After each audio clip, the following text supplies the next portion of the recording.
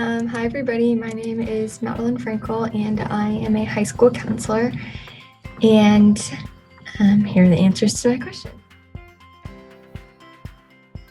I really didn't know when I was in high school or really college that I was going to end up being a counselor. During my sophomore year, I went on a trip with my School of Leadership at K-State where I attended college, and I got to see just like a really cool school that had a great college access program, and that's something that's really important to me. So college access became something that I wanted to work in, and it kind of just merged along the way to deciding that I wanted to be a high school counselor. I really like just working in high schools and working with high schoolers. I had a really great time for me in high school, so I think that was a big draw for me wanting to come back. I think my favorite part is just working with the students and seeing when they have success.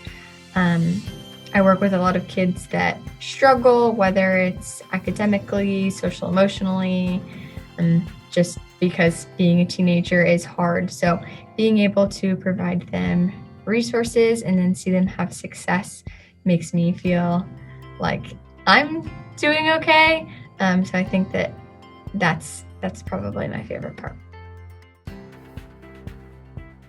I studied communication studies with a focus on relational and political communication.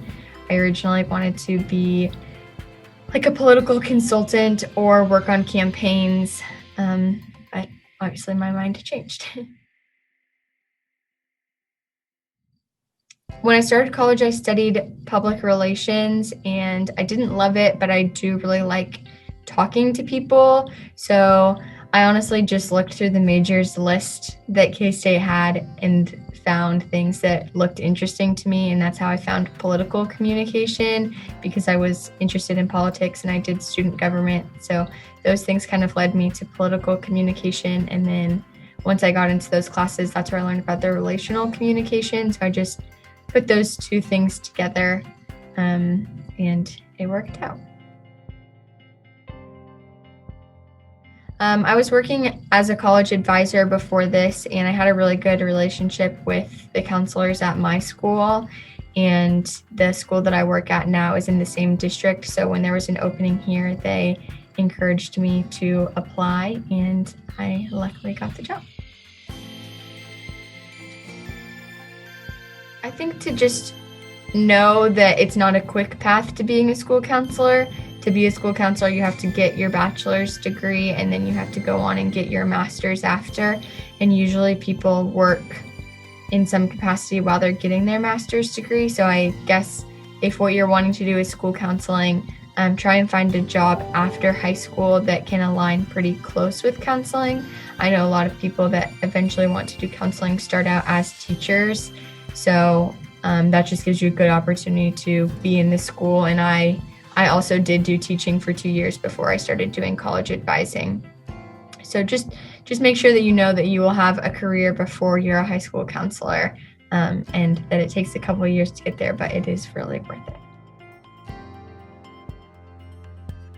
Yesterday, I was actually on this webinar, and they talked about, instead of saying what kind of job do you want to have or what kind of career do you want to have, to think about what things do you like doing and want to learn more about. So I think if you frame it that way and try and align your future goals with your current interests, that will get you to a really good place.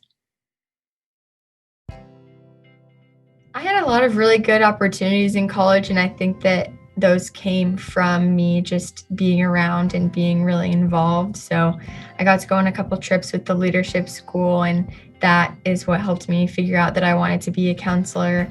I worked with some professors on some research during the 2016 presidential election surrounding Twitter and different messages that are spread through Twitter. I also had the opportunity to study abroad in Japan with my professor, and that was just a really cool experience. I don't know that I would have been able to go to Japan without that. So I think just like kind of being around and getting close to your professors if you can, because that's how I got a lot of my different opportunities, by just making sure that they knew who I was and reaching out to them regularly so that if they thought of things that I might be interested in, they would share it with me. Oh, I was really involved when I was in college. I was super involved in my sorority all 4 years that I was in that. I also did student government. I was involved with communication studies, ambassadors. I was involved with leadership studies, doing a class leading position. So I was kind of like a TA. I did alternative breaks. So I spent my time over 2 spring breaks doing service learning. And my senior year, I did Bill Snyder Leadership Legacy Fellows, which was just like a leadership development program based on the goals that Bill Snyder wrote or set out. And I feel like I'm forgetting some things, but those were the major things. Student government and my sorority were like my 2 main things, and then leadership studies after that. I definitely, when I left high school, I was set that I was going to go to college, get a degree in public relations, and then get a master's degree in nonprofit management and work for the Make-A-Wish Foundation.